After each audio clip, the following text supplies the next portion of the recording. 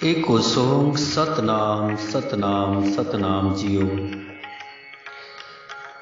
प्यारे साध संगत जी, जब चारों ओर जुल्म, ज्यादती, अत्याचार चरम पर था,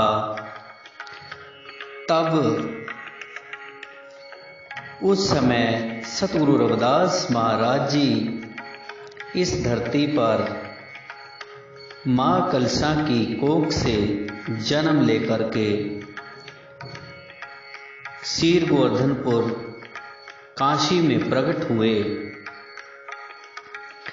जगत गुरु सतगुरु रविदास महाराज जी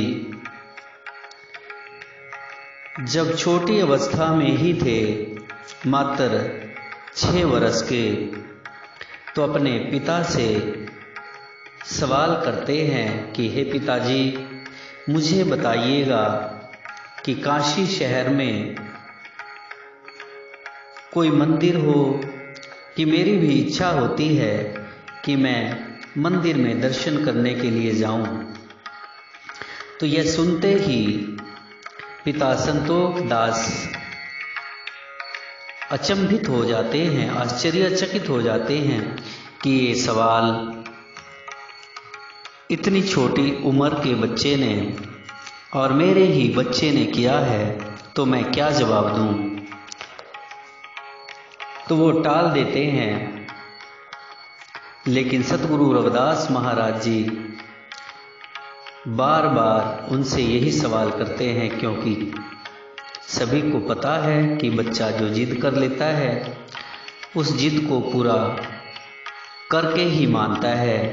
तो सतगुरु रविदास महाराज जी के पिताजी को मालूम था कि अगर मैंने अपने बच्चे को ये बता दिया कि यहाँ का जो प्रसिद्ध मंदिर है वो काशी नाथ विश्वनाथ मंदिर है, जो कि शिव मंदिर के नाम से विख्यात है,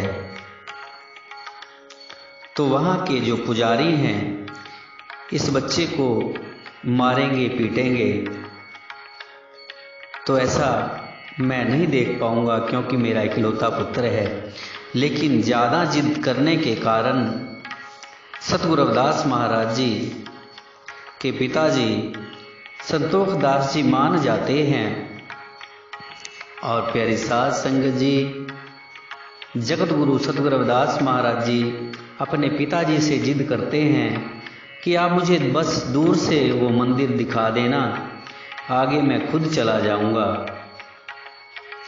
डरते डरते सतगुरु रविदास महाराज जी के पिताजी, सतगुरु रविदास महाराज जी जो केवल 5 या 6 वर्ष के रहे होंगे, उनको दूर से मंदिर दिखा देते हैं और कहते हैं बस अब चलो घर, तुमने मंदिर तो देख लिया है। लेकिन सतगुरु रविदास महाराज जी नहीं मानते और वो कहते हैं कि मैं वहीं पास जाकर के, अंदर जाकर के मंदिर को देखना चाहता हूँ। कहा जाता है प्यारे साध संगत जी कि सतगुरु रविदास महाराज जी के पिता संतोख दास जी उनको ले जाकर के मंदिर में छोड़ देते हैं। आगे देखते हैं कि मंदिर को तो ताला लगा हुआ है, क्योंकि परंपरागत तौर पर मंदिर शाम सुबह खुलते हैं, लेकिन सतगुरु रविदास महाराज जी के पिताजी उन्हें दिन में ले गए हैं ताकि कोई देखे नहीं। और देखते क्या हैं कि इस मंदिर के ताले अपने आप खुल जाते हैं और चारों ओर घंटियों की, घड़ियालों की आवाज़ आती है। सतगुरु रविदास महाराज जी के पिताजी वापस लौट आते हैं और जब घंटे घड़ियालों की आवाज़ पंडितों के कानों में पड़ती है, उस समय के पुजारियों के कानों में पड़ती है, तो वो अचंभित हो जाते हैं कि इस मंदिर को तो ताला लगा हुआ था, किसने खोल दिया। तब उन्हें याद आया कि हाँ, जाकर के देखते हैं। जाकर के देखा तो ताला अपने आप खुला हुआ था। जाकर के उन पुजारियों, पुरोहितों ने पूछा कि भाई ये ताला किसने खोला है। तो बच्चे ने कहा जो सतगुरु रविदास महाराज जी के रूप में उस समय वहाँ उपस्थित हैं कि ये ताला मुझे नहीं पता लेकिन अपने आप खुला है। पुरोहित पुजारी आश्चर्यचकित सुनते हैं लेकिन कोई जवाब नहीं पाते हैं। वो कहते हैं कि बालक तो किसी बड़े घराने का लगता है, बहुत सुंदर है। तो सतगुरु रविदास महाराज जी से पूछते हैं कि तुम किसके बेटे हो, कहाँ से आए हो? तो सतगुरु रविदास महाराज जी जवाब देते हैं कि मैं माढ़ुर नगरी का रहने वाला संतोख दास का बेटा हूँ,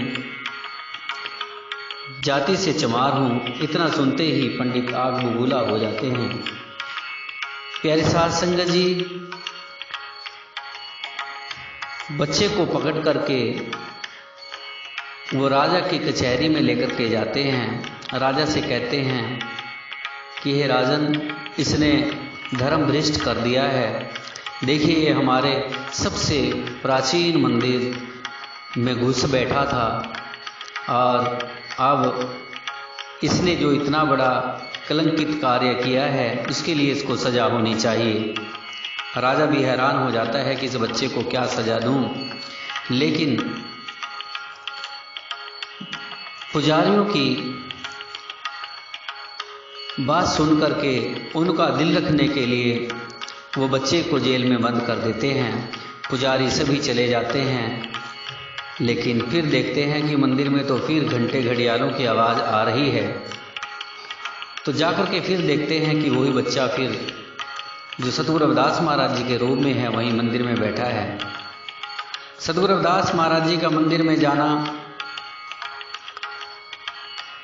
उनकी मजबूरी नहीं थी, लेकिन सतगुरु रविदास महाराज जी ये जताना चाहते थे कि हमें भी अधिकार है मंदिर में जाने का। इसलिए तो जब देखते हैं कि वो बच्चा दोबारा फिर बैठा है, पंडित फिर क्रोधित होते हैं और फिर वापस आकर के राजा को कहते हैं कि वो बच्चा तो फिर मंदिर में बैठा है। तो राजा कहता है कि सिपाहियों, जाओ उस बच्चे को मंदिर में देख कर के आओ।